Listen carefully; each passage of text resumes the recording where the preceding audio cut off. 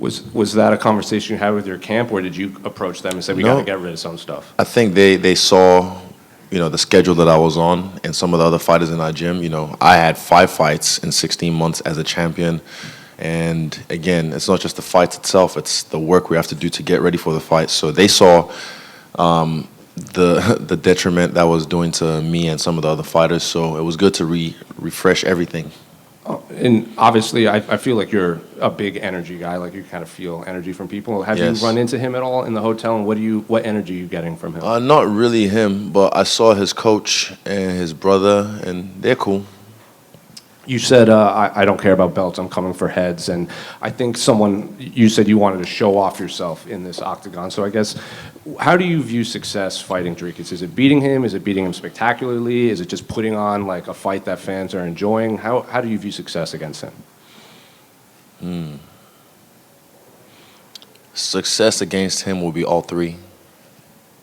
Did you see the footage of his coach using a taser in fight camp when people were out of position and grappling stuff? He would like tase their feet and stuff. Yeah, Eugene uses knives. He always has a knife on him. Is he here? No, he's not. If he does, he'll have a knife on him. So I've had knives pointed at me before. It's not this camp though. I was good. I was good this camp. And I saw on your Twitter you posted some photos of yourself, but then you also posted like an audio of someone like reading about anger. It was like them talking about like. Oh yeah, that was just a post. It was just nothing to look into in that one? Nah, you guys don't look too much into things. Sometimes I just post shit because it sounds cool.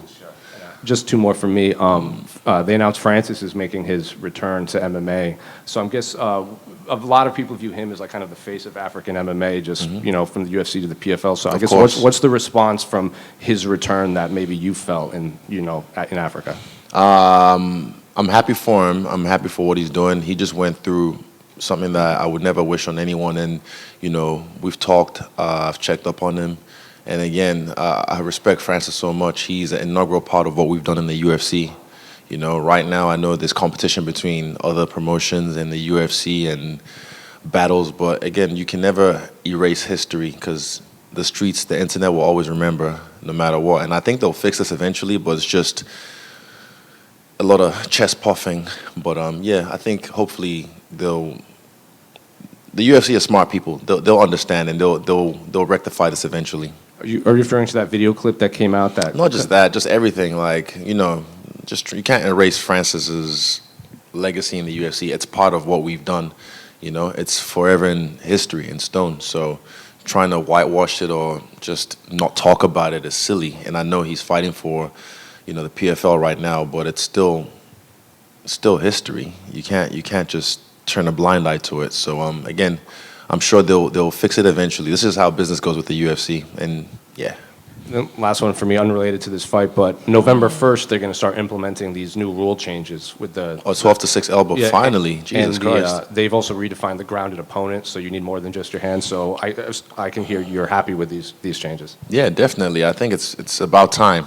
That, but then also we got the judging as well has to change. Not for me, but for us as fighters. I don't do win bonuses, so I'm all right. But for some of these other guys who have win bonuses and they get their win bonuses taken away, and that could be half their purse, could be 10,000, 20, 25,000 away from them because the judge decided, you weren't moving forward enough, even though they were blasting the other guy in the face with kicks and punches, Yeah, it's good for the game, and I think these things should happen quicker. Israel, we're talking about legacy a lot in this sport, and it's the reason why a lot of people do it. When you see what's happening with Francis and stuff, is it a concern that the turnover of fans in this sport is so high-paced that legacies like his can be forgotten if the promotion itself doesn't celebrate them as often as they can? It can be, but also, again, we're in the age of the internet, so I don't think it's going to be forgotten as easily as they try. But, yeah. Also myself, look, my last fight was atrocious for myself. I was not happy with that fight. And, the fans, the media, you're only as good as your last fight. They keep all these sometimes these sayings that don't make sense anymore. You're only as good as your last fight. I don't get it, but at the same time, I'm like, okay. But, yeah, so for me, even this weekend, I kind of want to do what I have to do. And when I do it, and then people are going to be like, fuck, how did we not see this coming? How did we underestimate that he was going to do this? amazing. So yeah, it's just time to remind people.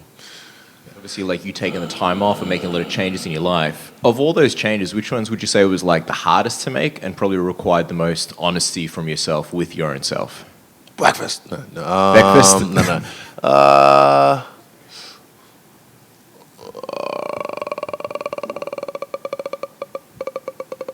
There's a few. A tedious one was probably not really hard, but like the little things like the ice baths and using the hyper ice machine, because it's just, I'm tired. I've fucking just done VO2 max workout. I get home, I gotta put this fucking moon boot on all the way up to my groin and then sit there. So these little things, and once you do them, you're fine. Every time I'm about to hop in a cold plunge, my mind always tries to say no, because that's self-preservation, but I just override that, and it calcifies your mind. You get used to saying no to your urges of relief or whatever, and then you learn how to go through the fire or ice. You mentioned before that the vibe is calm this week. Why is that calm? I think also because a lot of people expected, like, man, it's going to be a crazy, fiery build-up. Where's that calmness coming from? Experience. A lot has happened in the last 11 months. I've had to go through some life shit myself. My life really, my personal life really is, like social media or shit like that all the time. So for me, I had to go through a lot of life stuff and a lot of soul searching and a lot of, what do I want from this game? What do I want from life? Where do I see myself? All that kind of question. What do I want my legacy to be? All these questions I had to ask myself and have an honest talk to myself. And yeah, eventually I just knew when I came back, I wanted to be like reinvented. I wanted to be a different, what did Kobe say? Same animal, but a different beast. Yeah. Israel. Oh, sorry, not done yet. Oh, sorry. Yeah. Almost done. I was going to say, that face-off that you and Dricus had, it went for ages, but it was such a calm presser, and then the energy changed. What was it that made the energy change so abruptly?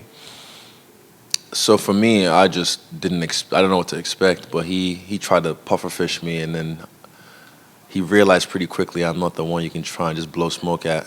And yeah, he felt my energy, and he understands. He knows who he's dealing with now. That moment right there let him know. He got to look into my eyes and see who I am. Yeah, I don't know what brought it on, but it's just deja vu. I've been here before. I've battled with the best.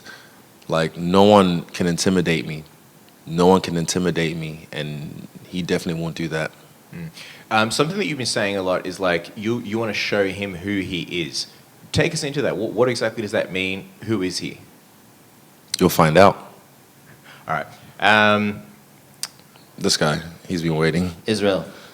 What are you expecting from Dricus on fight night? And what do you make of being, the odds-on favorite for this one? And Dricus, the champ, is the underdog. I don't know. I didn't really know I was the favorite. What do I expect from Dricus? I just expect him to bring his best. He says he feels amazing, so I'm like, good. That's what I want. Israel, just to your left. You're obviously one of the most active champions throughout your first run as champion. Would you be looking to return to that same activity level you had with a win over Dricus this Sunday? I'm not even looking past this Sunday. I'm just looking at this Sunday. Yeah, and after that, I'll deal with things as they come. I heard you mentioned, there was a bit of an injury when you fought Sean last year. I guess how important was that time off for you just to heal the niggling injuries and things that, with your body you could eventually get right with that time off? It's really important. You have to. But again, I've always fought with something wrong. Like 2 weeks before the Miami fight, I did my knee. I didn't pull out. It was really bad. I could have pulled out, but I just knew this is an opportunity of a lifetime, and it paid off. So, yeah, sometimes you roll the dice, you hit. Sometimes you get snake eyes. But, yeah, I just had to pull back and just manage my risk better. Yeah, and with the win over Dricus this Sunday, you'd become only the second three-time UFC champion in history alongside Randy Couture. I guess, do you have any thoughts on that sort of accomplishment? No, I haven't really thought about it. It's just focus on Dricus and the rest will come. Thank you. That's right here. Dricus said in an interview a few days ago, I can't remember who it was who, that he needs to be perfect to beat this guy. That was his quote. Does that already show to you that like there is some maybe doubt in his mind if he doesn't put on a flawless performance, that he maybe knows he can't win this? He needs to be perfect. I don't know. We'll see. You have to ask him.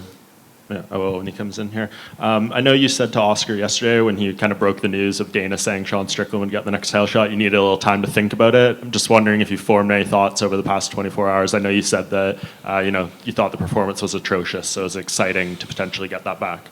Again, I'm different now. I'm not trying to look towards the future. I'm putting everything on this fight. I'm not a guy who needs to fight for the belt because I've never done it before. This is my one dream. I'm just focused on this fight, beat this guy up, and then I'll deal with whatever comes next when it comes. You mentioned during the 11 months off, you did that soul searching and hope you found the personal happiness, but you mentioned legacy. You thought about what you want that to be. Can you share what feelings you had or thoughts towards what you want your legacy to be?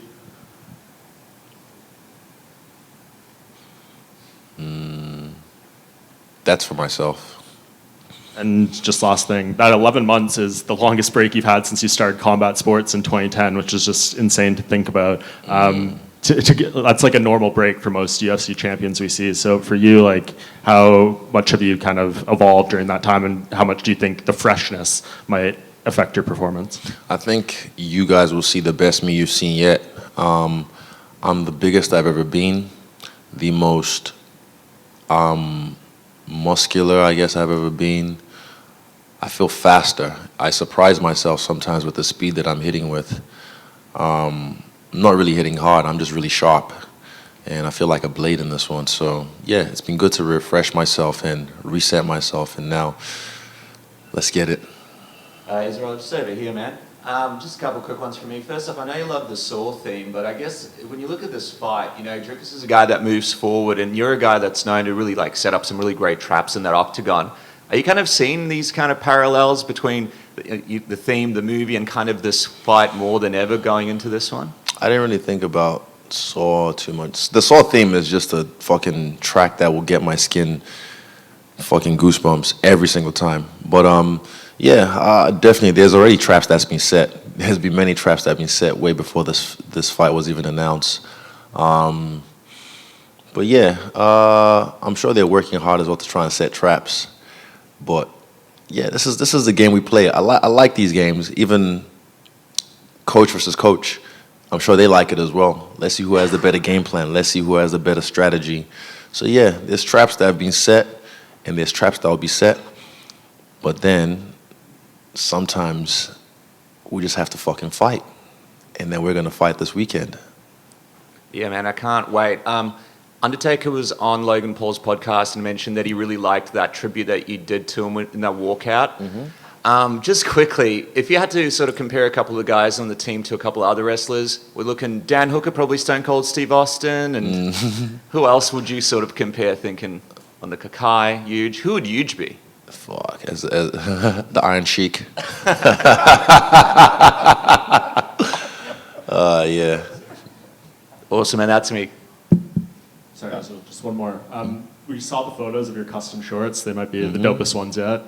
Thank you. Tell me what the inspiration was behind them, and how happy are you that I know you preach, fighter uniqueness and getting to show personality, that you've been able to do some of that now. Yeah, it's cool. I like it. It's good to bring back a little bit of personality. And I think maybe 5 months ago, Hunter told me that was going to be a thing, even before the gold gloves were a thing. So I'm happy I picked those and I designed them and I sent them to him months ago. And then the gold gloves came through. And I wasn't really a fan of them at first, but then I saw them with the shorts. I'm like, you know what, they kind of work together. But I think for instead of the gold gloves, maybe black with the gold trim, with the gold UFC on them, that looks even cooler. The gold gloves they look good with my shorts, but some other fighters, they look kind of shit. And it's not really my problem, but yeah, the lightning is nice. The yellow flash, speed, whatever you want to say it is. We are electric. Just 2 more questions. Israel, just over here. UFC Fight Week is always busy. However, last time you fought, you had a documentary screening. as well as lots of other things going on that were kind of secondary to the fight. How is it now to not necessarily have those things? It's good. I don't mind. I can juggle so many things. I have great people around me. You know, Tim Simpson, Ashbel Castro. You know, my father. They always take care of the business side of things. You know, but the buck stops with me. But yeah, it wasn't really. I think it's just again everything. It wasn't just the fight. It was everything around it, like the travel and whatnot. So this time I just try to sit my ass at home after I've done my hiatus and just work. And speaking of the documentary, it'll be on Apple TV in North America, finally, September. So I'm happy for at least the rest of the world to finally start to see this movie. It's been a while, you know, coming. But yeah, it's not really it's a sports documentary. But I even like seeing. There's a picture I have of an old lady knitting on a plane and watching it on the flight. And yeah, that speaks volume to the kind of movie it can be. It's not just about fighting. It's about me, myself, and dealing with this lifestyle I got thrusted into. In that documentary, there's a theme of letting go of anger within yourself. And there's a part where you talk about kind of being worried that when the anger goes, what will be the motivator? When you let go of that and then the next fight doesn't necessarily go your way, what is that feeling, and has anything replaced that anger as the motivator? It's not the main motivator. Anger is not the main motivator. Anger is an energy source. It's like fire. You can use it to cook for you. You can use it to help you out, but it can burn your house down. It's just learning how to firebend. And he's talking about, you know, my fire is big. My fire is this. Well, I'm the fucking avatar. Thank you. Yeah. One more. This guy. Thank you so much. Better be good. All right. I'll fucking shuffle you. I appreciate it. How does it feel to fight in Perth alongside your fellow Kiwis, Dan Hooker and Kai Kara France, and how do you think they're going to go in their fights? That was all right. That was all right. What do you expect? It's going to be good. I'll tell them that, Dory. Yeah. But yeah, it's nice. When you bleed together in the training, you sweat together in training, it's time to go to war. We're brothers in the trenches. And again, people sometimes, they get it twisted. They think, oh, Israel is just fucking got the entourage like this and that. It's like, nah. These are moments in history that the people who have helped me get ready need to see in real life. So we bring a lot of them with us to experience these moments. It's not just whoever is on our team, the mob that you see us rolling with, they are all integral parts of the team. It's not just there for looks or show. These are all soldiers. And when we go to war, we hold the fucking line. Yeah. And the last question, Dana White recently shared that Sean Strickland is going to be getting the winner of you and Dricus after this weekend. How do you feel about that? And do you think he should be in line as opposed to the winner of Rob Whittaker? You're not listening, are you? You're not.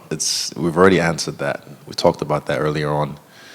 All right, that'll be the last one. But yeah, thank you. This was fun. And yeah, till next one.